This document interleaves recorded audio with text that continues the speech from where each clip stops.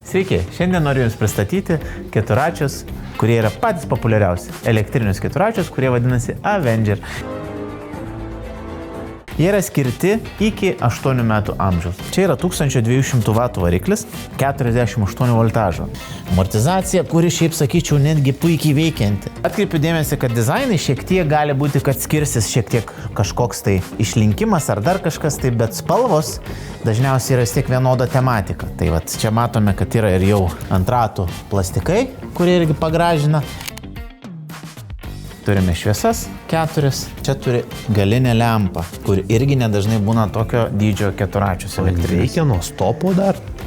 Ir žinoma, kas tėveliams svarbu, mes turim pultelius. Pultelis yra tam, kad per atstumą jį galima užgesinti. Paspaudžiam ir jis stoja. Važiuoklė standartinė, ne kažkuom ypatinga, bet amortizatoriai tikrai yra pagerinti. Diskiniai stabdžiai, čia yra saliam blokai, mangis.lt arba Vilnius, Kaunas ir Klaipėda.